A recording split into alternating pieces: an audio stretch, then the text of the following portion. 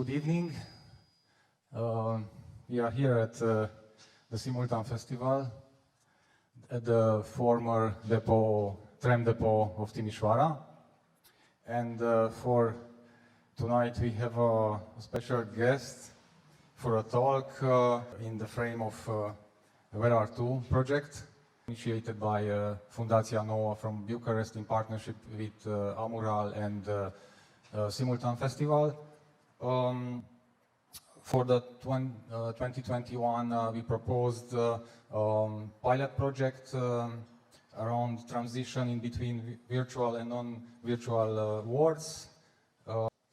I'm saying welcome to Łukasz Warna-Wiesławski from Poland.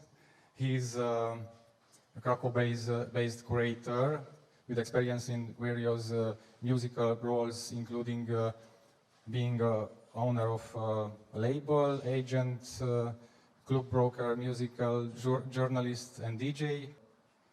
A background in curating and working with different cultural and musical projects.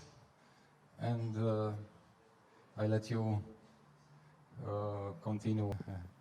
Thank you. Thank you for the invitation, and thank you for everyone for coming. My name is Łukasz Warna-Wiesławski, and I'm from Poland, originally from Stettin, which is very close to Berlin, on the other side of the border. And I'd like to talk a bit about my experiences in the music business, how it was changing, and how the technology has changed, and how it was shaping all of these experiences, because most of the things I were doing would be impossible without this ever-changing internet machine and all the startups and ideas that sometimes are useful and sometimes I feel like are a threat to what we are doing. So basically, in the old era of the internet, I couldn't find a place for myself.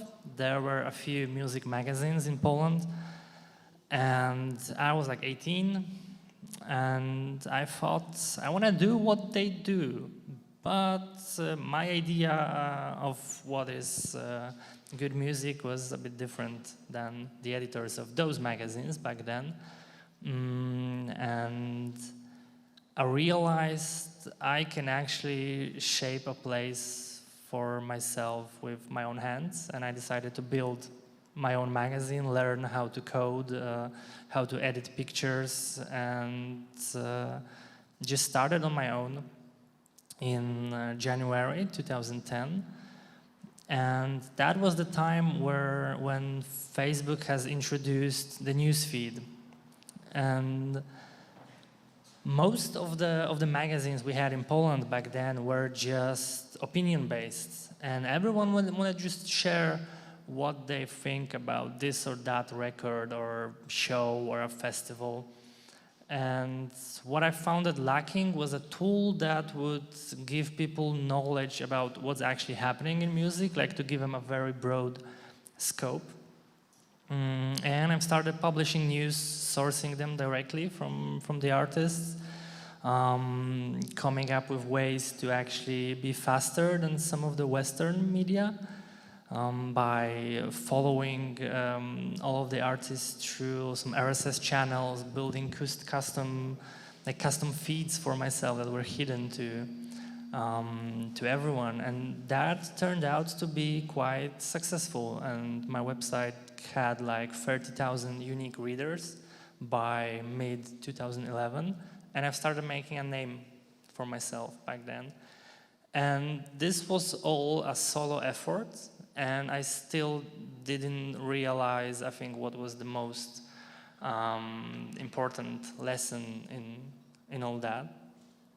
And I think that was also a reason of the downfall of the website, because I was somehow convinced that since I was rejected before by all those magazines and websites and those communities, and that I will do it alone, that I have so much energy and ideas and I can just manage on my own, and that's not possible actually. Like you can do it for a time when you're a student and you have a lot of free time and you don't really care about the lectures, and you kind of bring your computer to them to work, which was frowned upon, but which gave me time to do what I wanted to do. And because of that, because of this inability to work together with people, I've had less and less time to focus on the website. I tried to incorporate other people, but that was hard because of some vision I had for what I want and how exactly I want. I was not really flexible at that time, but since I've been writing about very diverse range of music and going to the festivals and writing very long, very detailed articles about them, I was noticed by Unsound Festival from Krakow, which I really liked, and I thought it was my favorite festival, and it was always like 7 or 8 days full of very, very different music coming from different genres. And that was when I got a proposition in 2012 to join the team and start working on their social media presence, because they realized that I somehow know how to work with the newsfeed, like how to get the content out and get all the likes. And I learned very quickly that it's something completely different to work in a festival and to work on my own solo project. And I very quickly had to learn how to work with people and how to compromise and how to sometimes sacrifice a vision to make something actually happen, because sometimes some things were just impossible. And I was quickly learning the ropes of how the festival works, like what are the special ingredients that make some events work and some don't. And by 2014, I moved to Krakow. I left Szczecin. I finished my university studies and packed and moved. And that was when I was led to work on the program and start curating. And that's where the whole world kind of like opened up, and the access to many wonderful people with wonderful ideas was given to me. And that was, I think, another level in this learning how to work with people, how to source ideas. Because what we often get in the media is this idea of this genius curator who kind of is the director and came up with everything, and everything is done by their hands. And actually, it's a hard work of many people. Some of the core team, some of the people who join later on, all the volunteers. And after all these years at the festival, I think that was one of the most valuable things to learn how to cooperate. And through the years, we had like a core curatorial team that was 3 people, me, Matt, and Grzegorz, but also every year was like 100 artists in the lineup. And that was, I always compare this work to working on a puzzle, because I had this very, very complicated Excel sheet, and we were trying to come up with ways to cram the whole musical world into like 100 slots, and to also make it work on some kind of intuitional level. Like you might look at some older lineup from, I don't know, 10 years ago or 6 years ago, and start seeing some threads that we saw back then, like some, I don't know, some common sonic threads between the artists. Even if they had like a disparate sound, there were some ideas about the art that were bringing them together, and that made the lineups tick. And often, even if there was like 3 or 4 artists on a bill, it wasn't like a huge party with that was clashing experimental and dance music. the combination of live instrumentation, jazz, hip hop, and electronics somehow made sense to us, and it made us appreciate much more music and much more approaches to music, because the festival in its first years was like very focused on dark, experimental, industrial music, and there was this kind of opinion that everyone who goes there just dresses in black and is a very serious person who just listens to Ben Frost and Last Mords and stuff like that.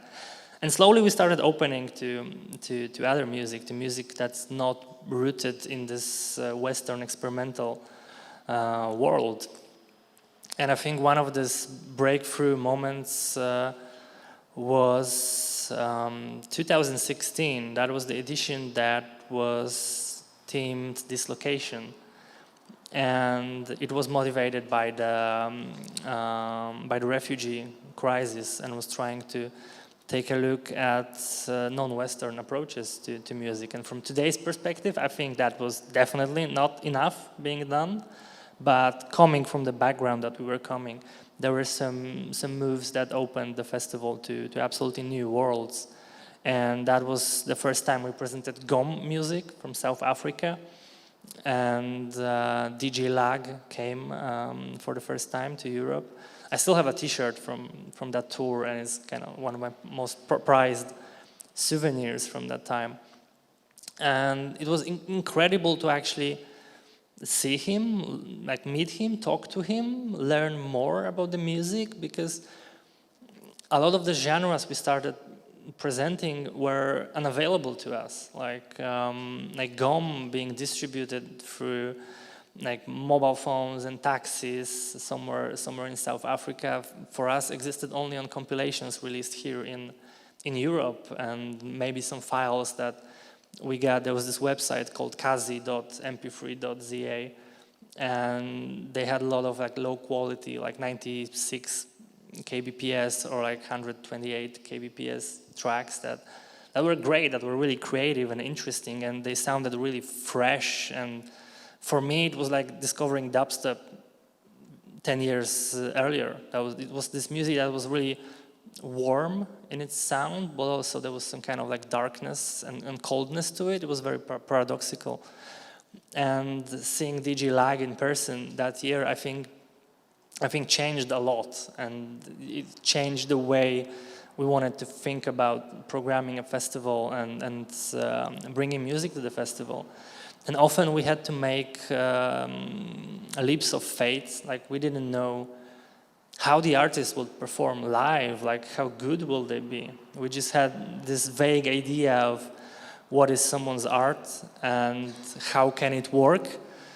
But the first taste, the real taste we had was at the festival.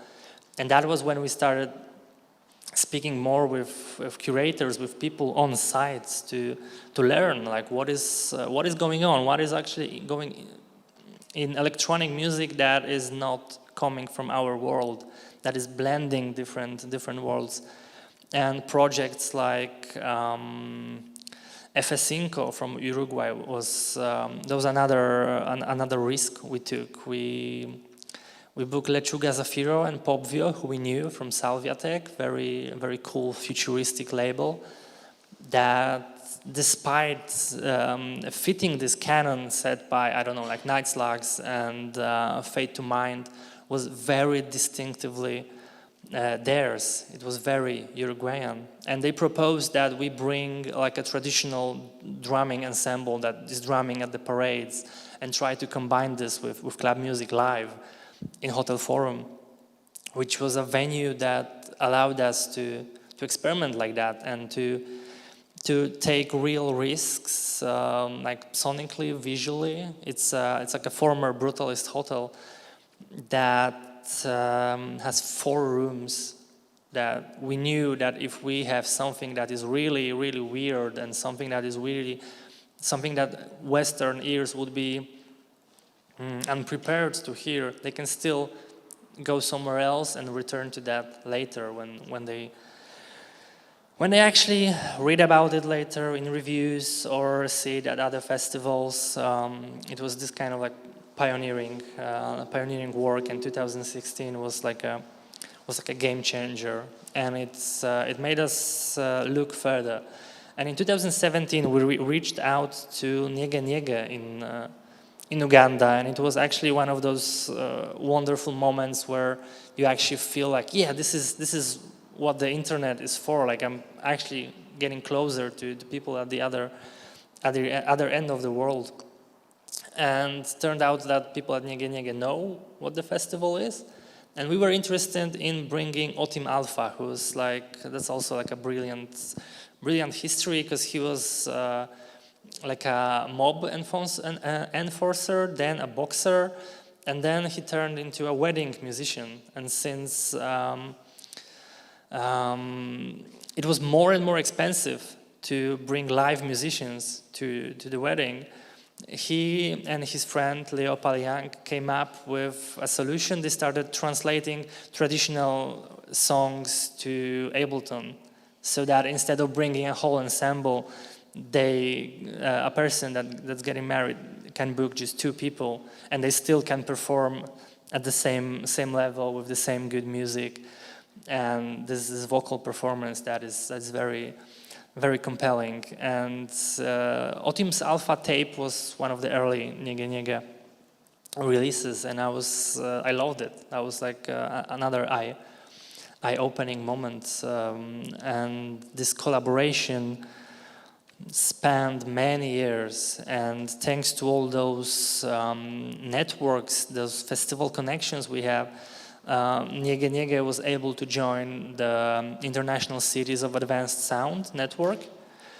And half a year later, a lot of the curators from Europe were sent by the EU, from the Creative EU program, to actually visit Uganda, to see the festival with their own eyes, and to witness the birth of many collaborations, because their modus operandi was not only to scout the local talent from East Africa, but also to invite artists from our world and make them collaborate on different projects. And it somehow became this two-way street where it was no longer just our festival. There were like, those guest curators became more and more involved in the lineups, and that was something that made the festival much more interesting, much more compelling, much more fun to work at. And by the end of my work, I quit in 2020 to focus on other projects. And I've started realizing that, okay, we are bringing the world together. We are bringing artists from all over, from countries, from every continent. But we are kind of neglecting what's happening here in Poland, in Eastern Europe. And I find it problematic that for many years, despite many projects, that there was one region that was actually neglected, and that pushed me to start my own label. I always wanted to have a label, and I was telling my artist friends oh, one of these days I'm gonna start a label. I want to do this and that and that, and that never happened for many years. And when I quit the job, actually it aligned with the start of the pandemic, so I actually had no excuse now. I had absolutely nothing to do. And I was like, if not now, then it's not going to happen. So I've decided to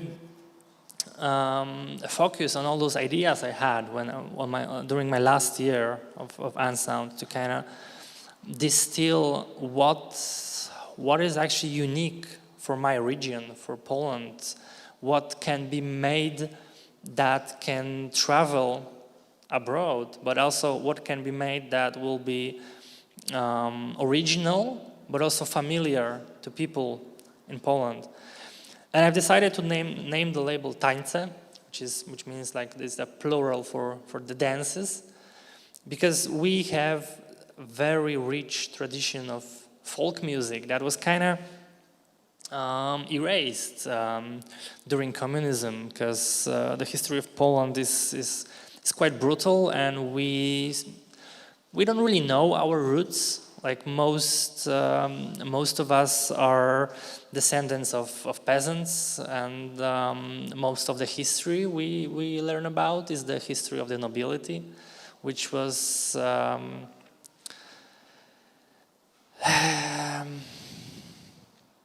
which wasn't absolutely aligned with what regular people experienced, how they lived, and what was their culture. So now in 2020s, there are movements to kind of restore the history, to find some events or moments or people that actually can move us and inspire us and teach us how was it in the past. And I think there's a group of people who actually want to translate this to culture. And with Tańce, the idea was to marry the black club music. This is something that we can't escape, like techno, house, all those genres that we are inspired by, even the weirdest, post-clubbiest, most deconstructed genres ever. They still stem from grime, Jersey club, gom. We can't, this is the root of what we're gonna do, like we can't escape it. But there's so much around it that we can do, and we have some archives of like folk instruments, there's like a database of drums, of various percussion instruments that we can use, that we can actually use to form our new identity. Because what I always thought is the strongest thing about Polish music is that we have really interesting, like, individual artists who are not part of particular scene. They kind of like very individual in how they work with others, how they appear at the events. But what they do musically might not be like Polish sonically, but it's like Polish in some kind of weird approach that I see some connection between people like Stara Rzeka and Piotr Kurek and I don't know, like Wacław Zimpel. They take different inspirations, but they appear absolutely singular in their stage. So with Tańce, I've tried to reach out to people who might understand this Polishness, who will be willing to explore the internet, because we don't really have other option, like to explore the internet for the crumbs of like sonic Polishness, and who would be willing to form kind of a collective around this this idea. And so far we have released 3 EPs, and they're all very different in their texture, but I'm very satisfied about the work and how there is a message in every of those releases. And this whole concept was greeted with I don't want to say relief, but it was like a very positive response. Like there is some kind of hunger in the artists not to repeat what their peers in UK or Germany or Netherlands are doing, because most of the clubs in Poland is just like everywhere. Just like everyone wants to be this banging Berlin DJ, or maybe they want to be like someone in Hague and use more acid and more raw hardware stuff, or maybe someone wants to be like a drum and bass person, but it's still like it lacks this certain spin, this local thing about it. And when I introduced this idea to artists, they were like, yes, this is great. I've been thinking about it. I didn't know what to do, how to do it, but I'm in. I wanna do it. So what is my idea about this is to sit with each artist individually and kind of like try to come up with idea that kind of comes from them, kind of comes from me, kind of like meets halfway there. to create something. And originally we had a completely different timeline, but then what happened were the protests in Poland, and we had a really really hard situation with this political pressure on the LGBT community. And one of my artists was actually arrested during the protests, Avtomat. And I don't know if I've ever seen someone record so quickly. Like, he had so much energy and so much anger in himself that this EP was kind of born instantaneously. And even though it's very slickly produced, it's very, I sometimes call his sound that it's a bit clinical, it's like very clean, like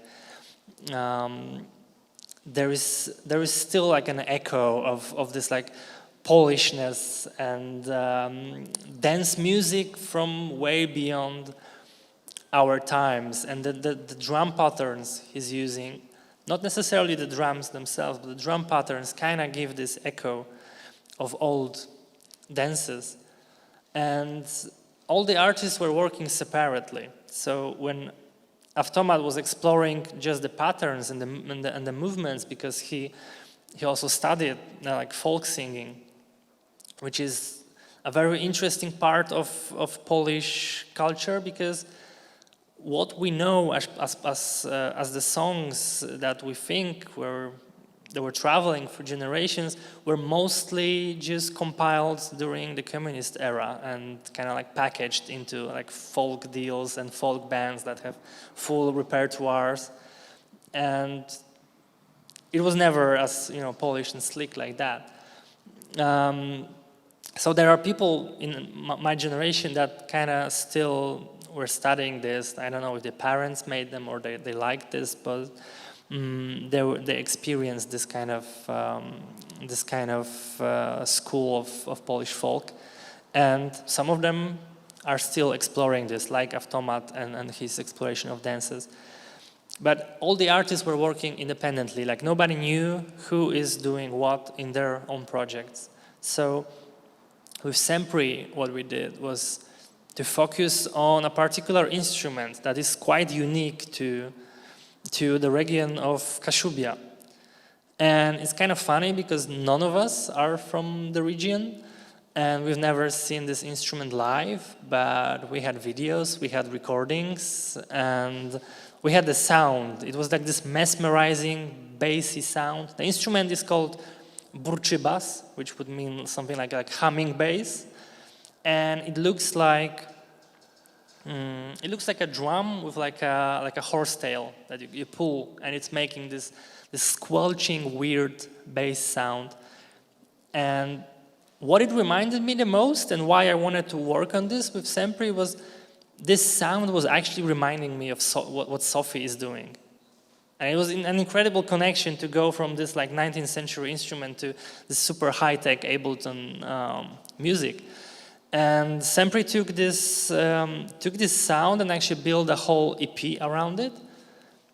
And this was also one of the moments where all this like PR experience through the years was paying off, because if this EP was released just as it is, everyone would be like, okay, this is just another Ableton guy doing Ableton stuff. But it made some journalists read about the instrument, and actually this EP turned from like a regular club EP into some kind of like a weird phenomenon. Even though it wasn't folk, people started considering as folk music. And it was fascinating to see how things can change their meaning and how things can be differently perceived just because of some details that you know or you don't.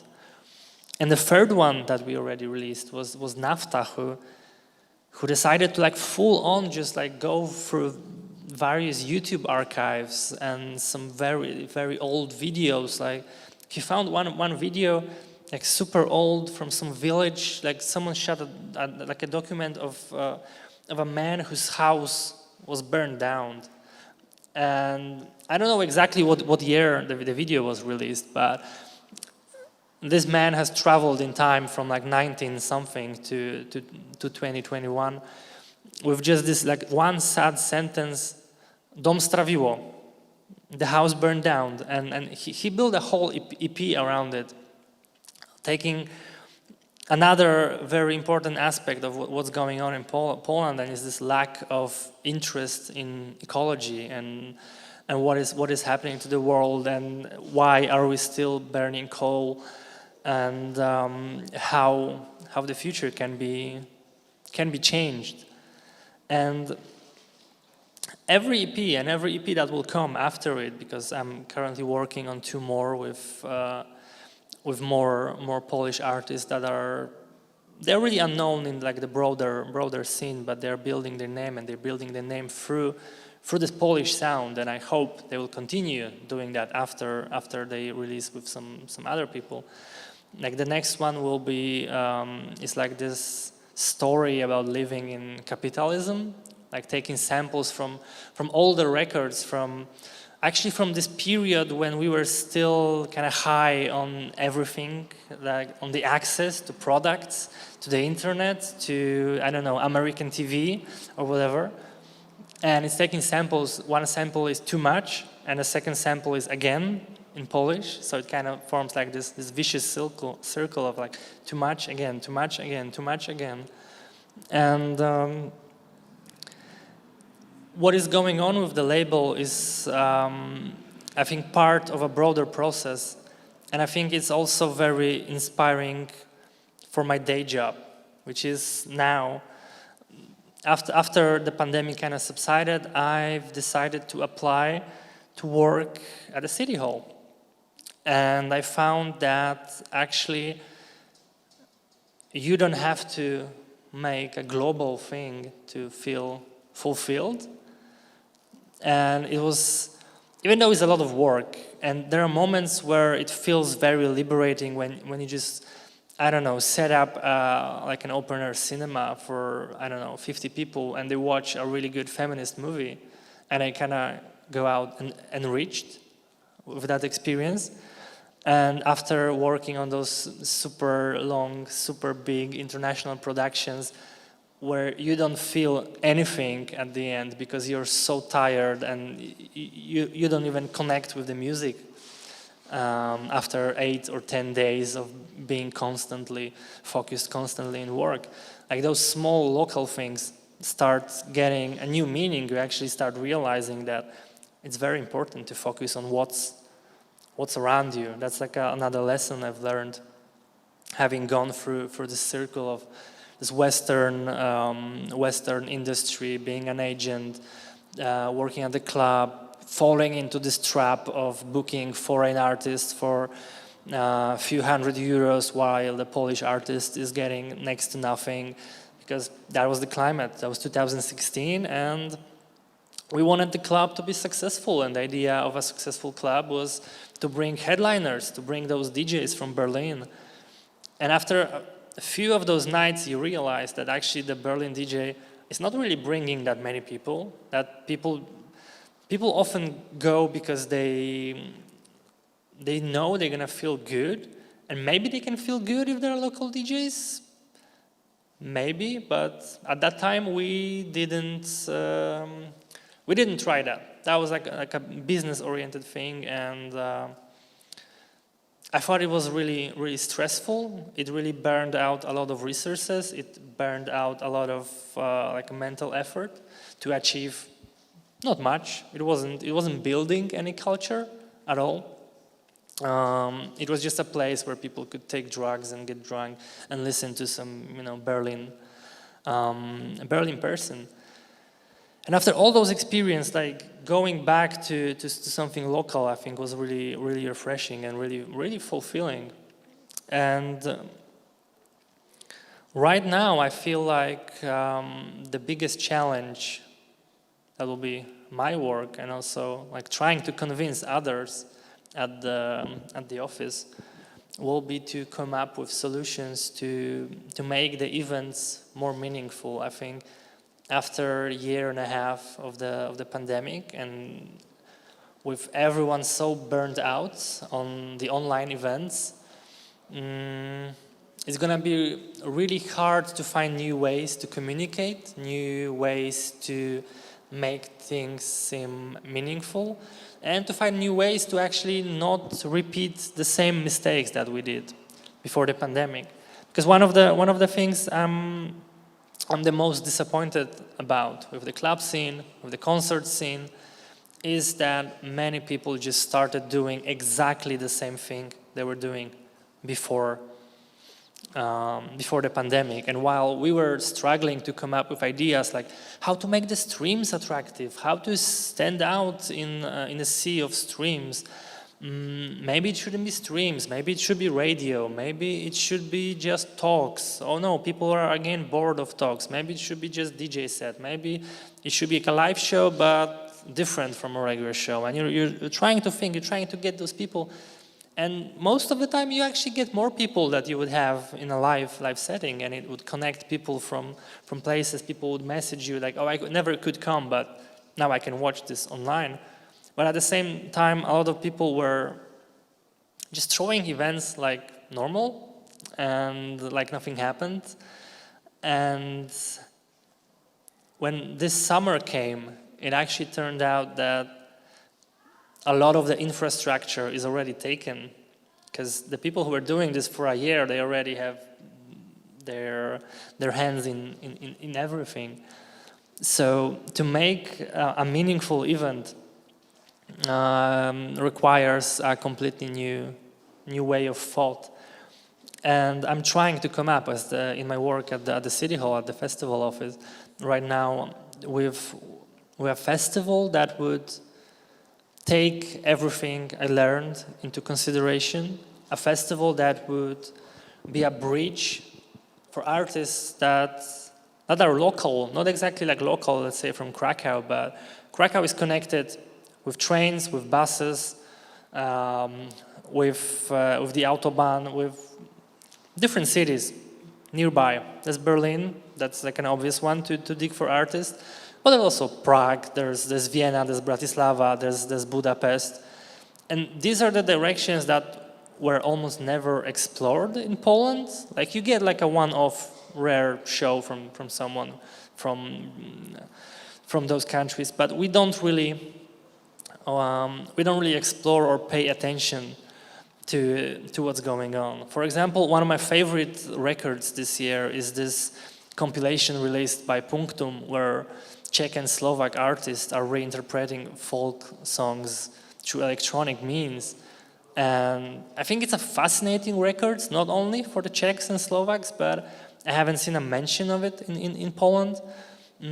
Even though we have all this access, we have this Spotify, we have Bandcamp, we have whatever, but even these experimental open circles are still stuck in this mode of exploring whatever's been released in UK, and I've probably also all of you know more artists from Bristol than from your local region, because there's like 200 great dubstep, post-techno, whatever artists from there, and we just know them.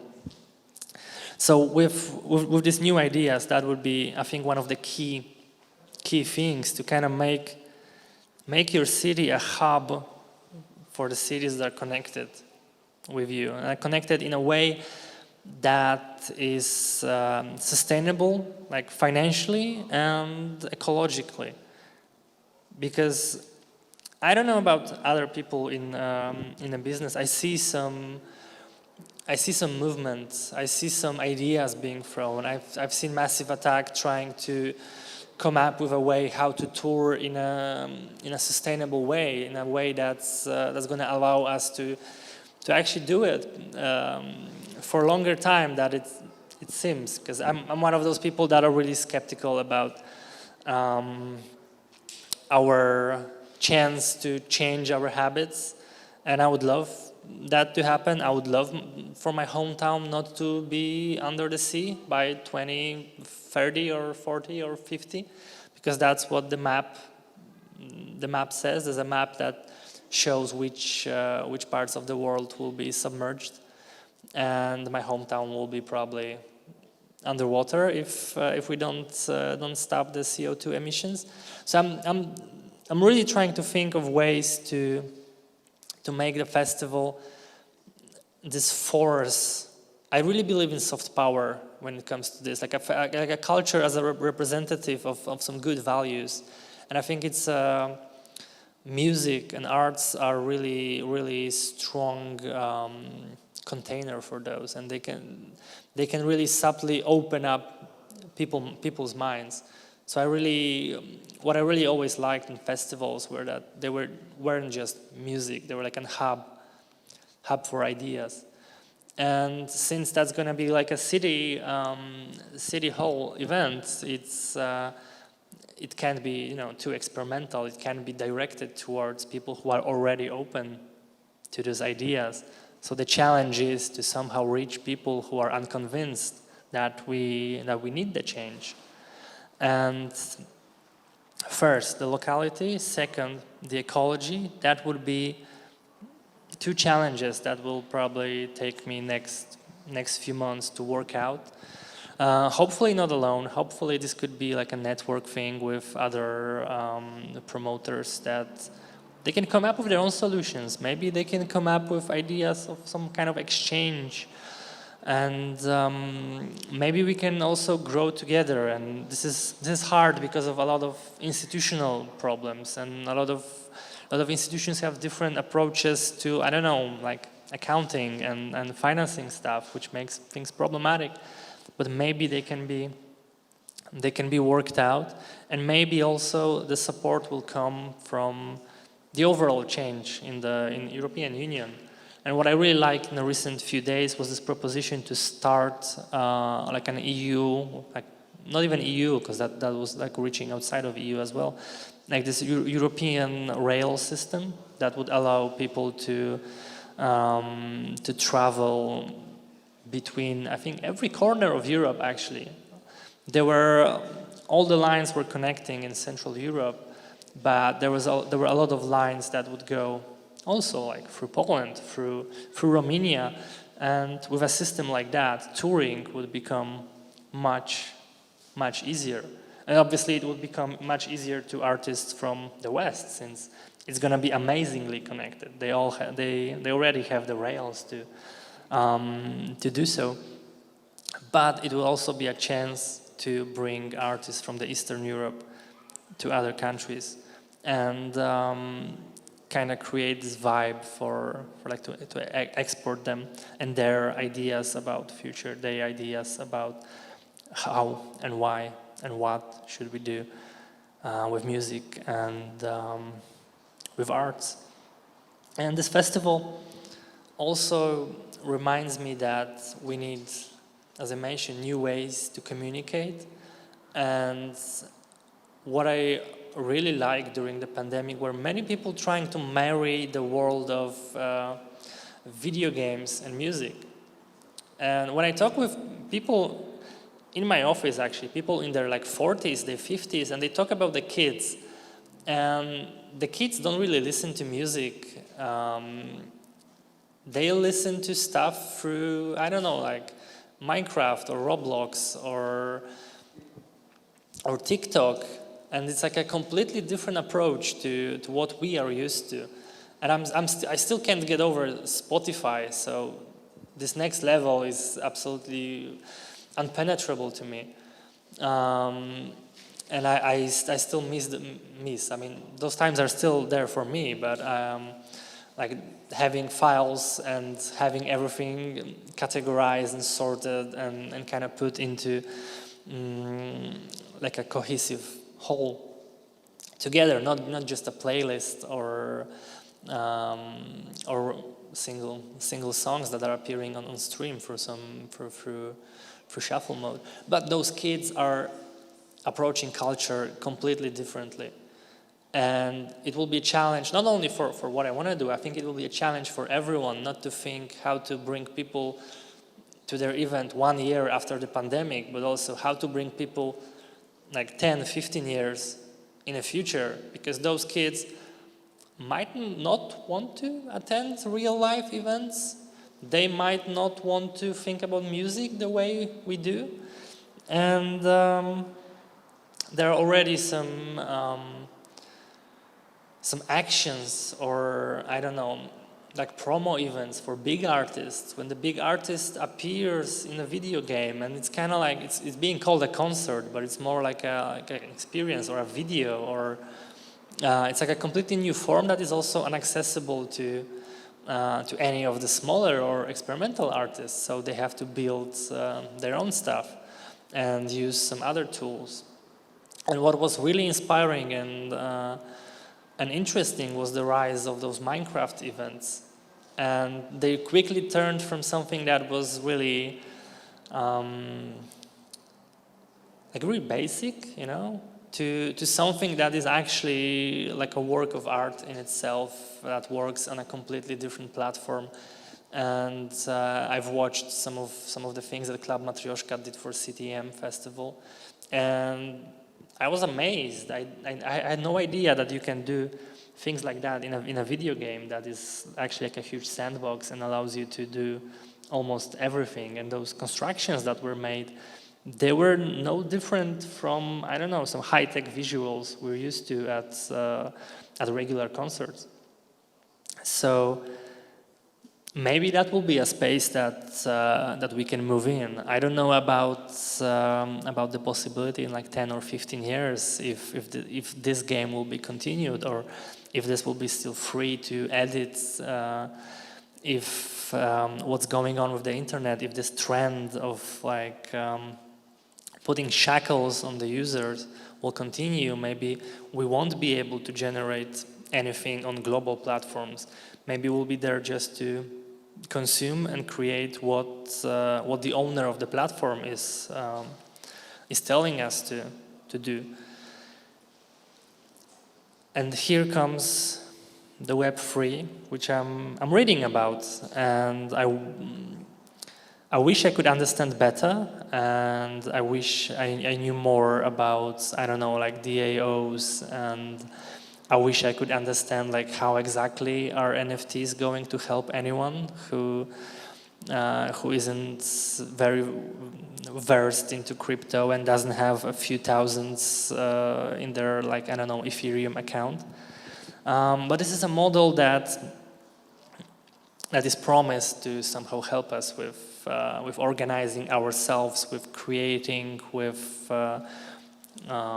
finding a way to properly credit artists and to properly credit everyone involved in the project. And I remember asking the question about like royalty system through these new developments, and they are happening, but it's definitely taking slower than creating new markets. I don't believe in creating new markets. We have enough, and we have systems that people can use.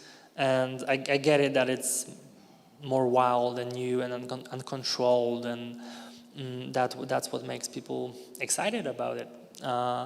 But for me, the most interesting thing is this royalty system, where we can actually have a way to send money to everyone who was working on a track, who was working on the album, who contributed to an event, and those contracts will stay, like, hopefully forever.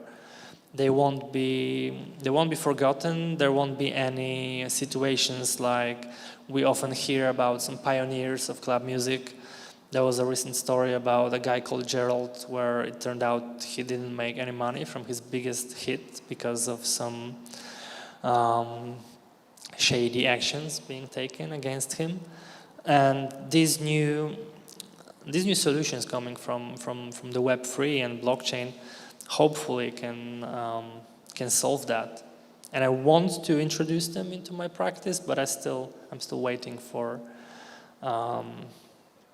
some developments and for some new updates of what can be done and how can we actually marry them with existing structures, because every place has its own system for that, and some artists say it works. Most of them complain they never see their money. They submit the forms. They submit the tracks, and sometimes they just get some pennies, and that's it. And this is one of the things that that makes me hopeful. So the roadmap for the future would be like this local approach that goes global, ecology, and like this fairness in distribution. And I hope to see that happen over the next years. So thank you. That's my experience with the music business.